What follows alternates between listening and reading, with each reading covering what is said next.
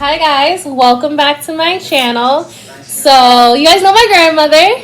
Hi. So today I'm gonna be telling you guys the fallout of me and the man who quote unquote was my dad. Right? My grandmother is here just for her facial reaction to some of the things that I say. And if she wants to chime in, she's more than welcome to. But yeah, some people have noticed that throughout the years, I don't talk about him anymore and I don't post him anymore. So here's kind of like the big rundown as to why.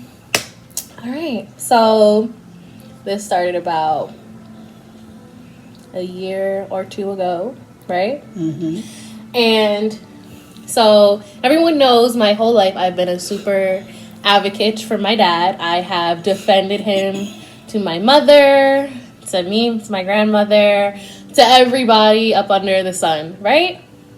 Mm-hmm. Yes. Okay.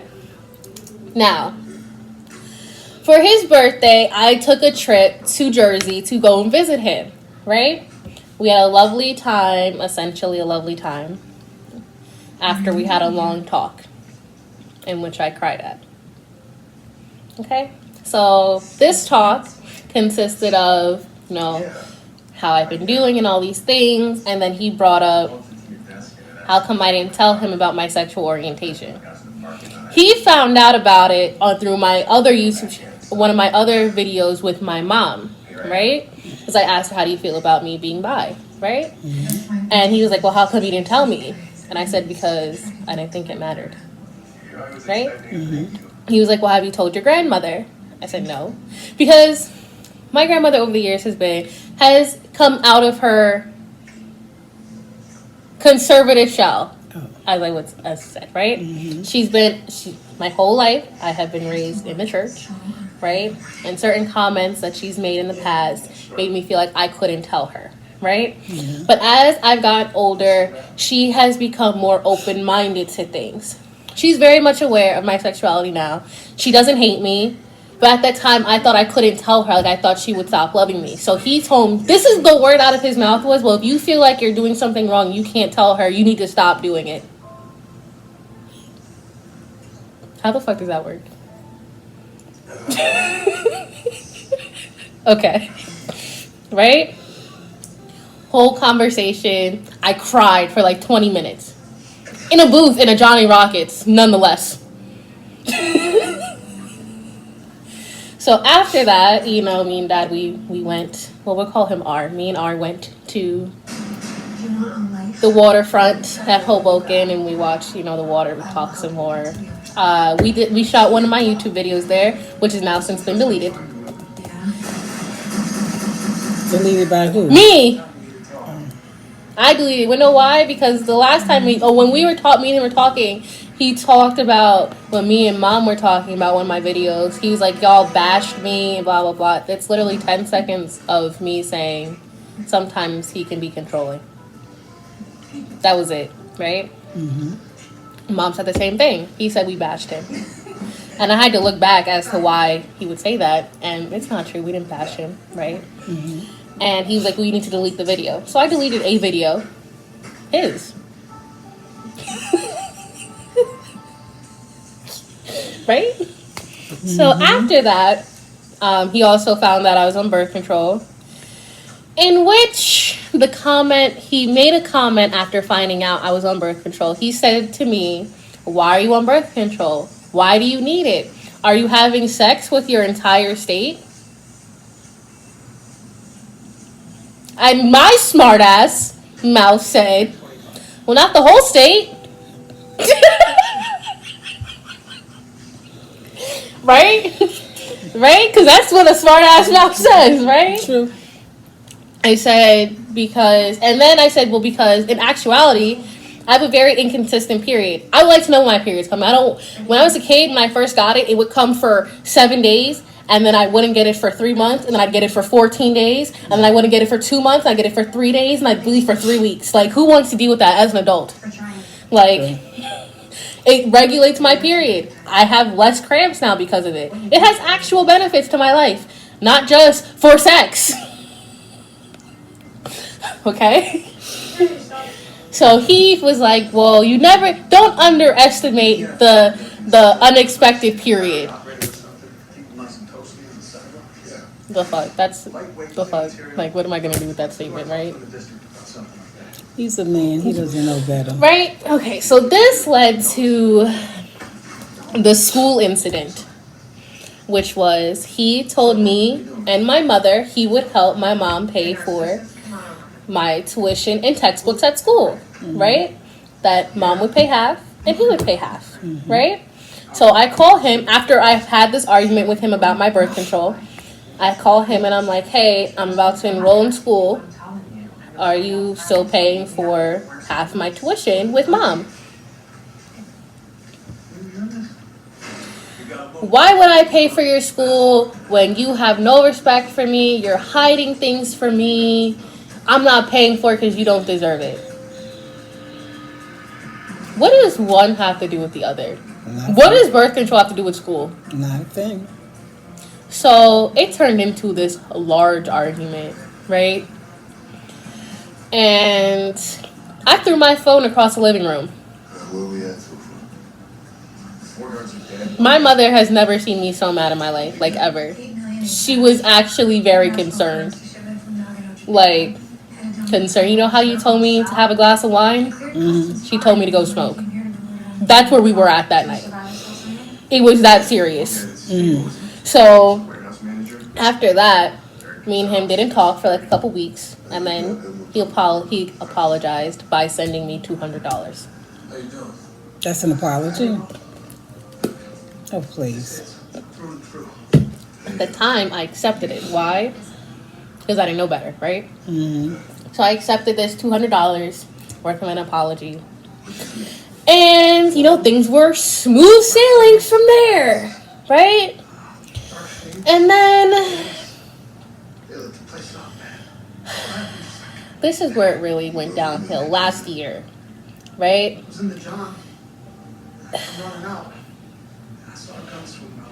So me and him have an argument, right? I forgot what this argument was about.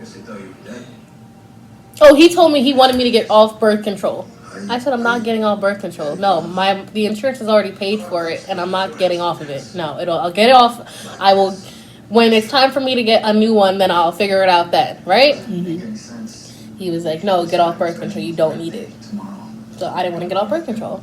So it started this whole argument of the way you're acting is unreal. I've never known you to be disrespectful, but you're being really disrespectful right now, and all these things, right? Mm-hmm. He's coming for my character. All right, whatever. You're gonna come for my character. It's not anything anyone hasn't done already in this lifetime, whatever, okay?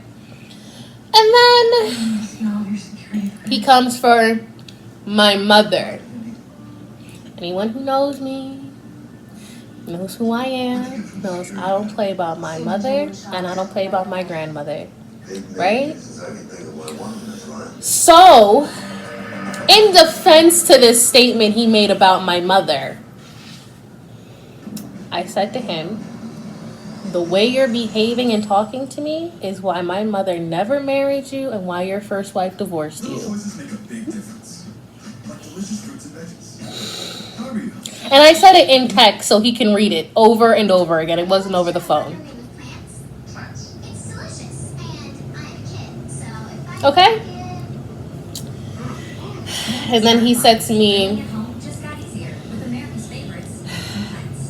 the way you're behaving is very childish, and you're pushing away the only man that's ever gonna love you.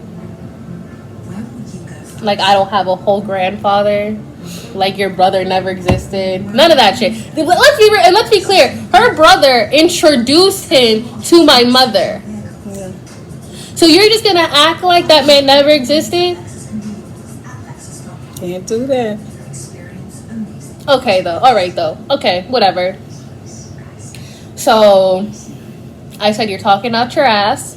Because I have a lot of men in my life who love and care about me. Way more than you do. Mm-hmm. And the way you're acting is not a way a man who calls himself my dad would ever act. So from this day forward, I'm nothing to you. since you want to act like this. Right? That was the end of that conversation. I blocked him after that. Right?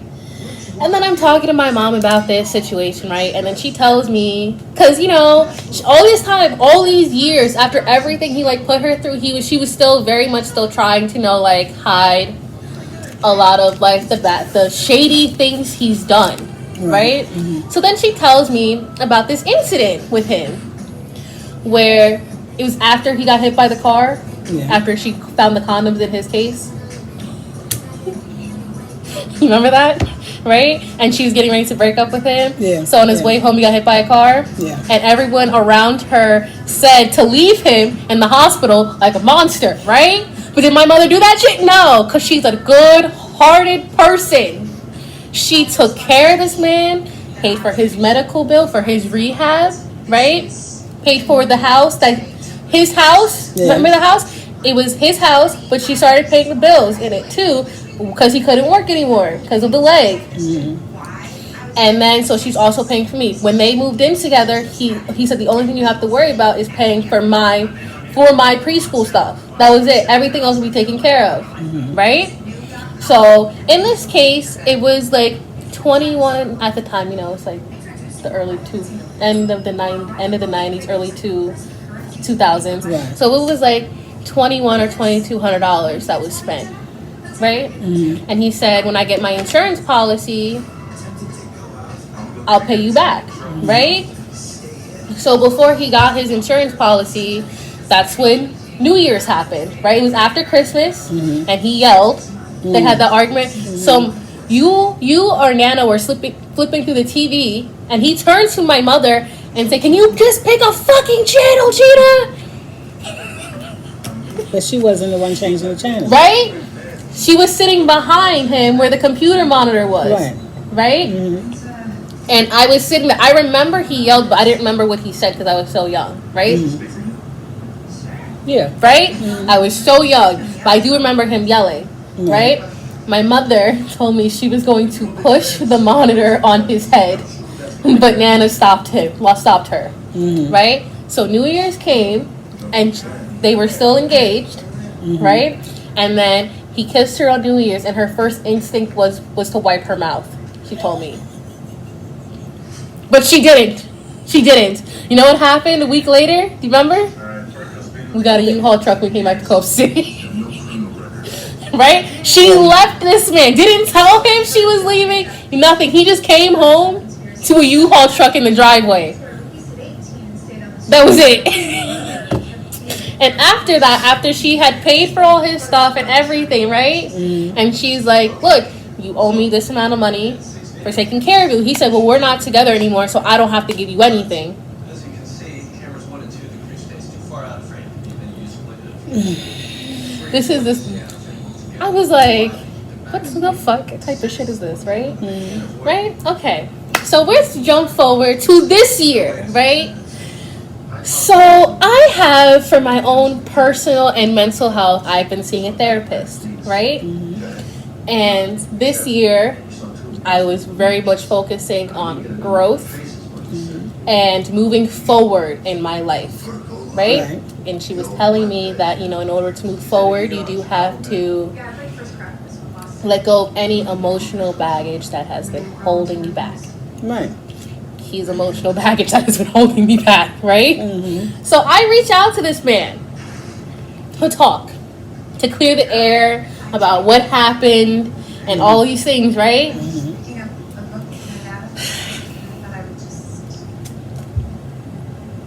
I would never do that shit again, ever. I would never reach out to him again, ever. I'm done. I'm tired, okay?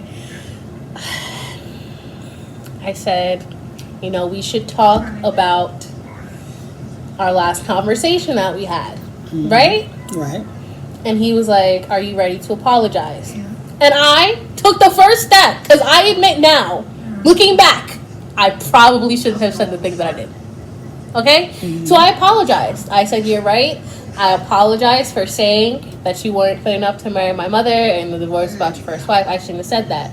But you, as the elder, right, need to take responsibility for the things you said about me and about my mother. Yeah. He said, I didn't say anything that was out of character or out of pocket. Or maybe the guy who might not have truly been black. A lot of people don't want to take ownership to their wrongness. Do you remember how mad I was? Okay. I was so angry.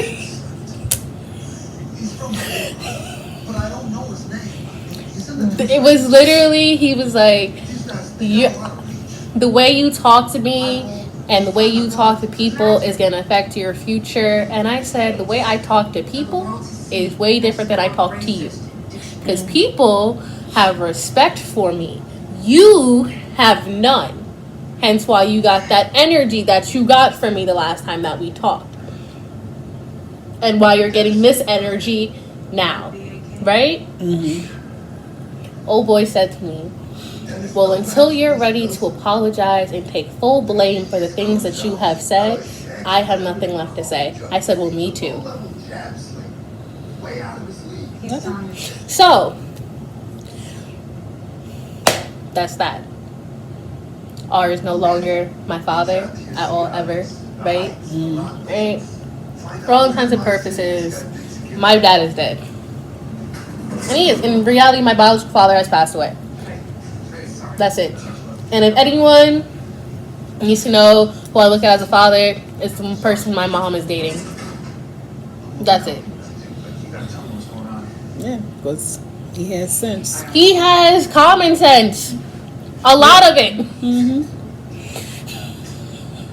So you need a father figure. That's it. That's where we're it. at. Yeah. So, yeah, that me and R don't speak, and I refuse to speak. And I'm definitely not apologizing again. I already did. I said what I had to say. You don't want to take it, and you don't want to be an adult and move on. Okay, fine, whatever. Yeah. I did what my therapist told me to do. I have a clear conscience. I did my part. That's all you have to do. But yeah, so that's how I fell out with this man. I be really having the spiciest of energy when you disrespect my family. Because if he never would have said anything about mom, I wouldn't have said that. I know. I don't play about my mother. Everyone knows that. I don't play about my mother. Don't ever, ever disrespect my mother or my grandmother. Because you will catch the fire out of my mouth or you will catch these hands. But you go and catch one. Well. And I've heard beating a senior citizen is wrong, so whatever. Who you gonna beat that's a senior citizen? Lord. I've heard beating senior citizens is wrong. A tad. Well then, moving on. Thank you guys so much for watching this lovely video. And hope y'all enjoyed my grandmother's facial expressions. Because they're unmatched out here. See you guys next time. Bye.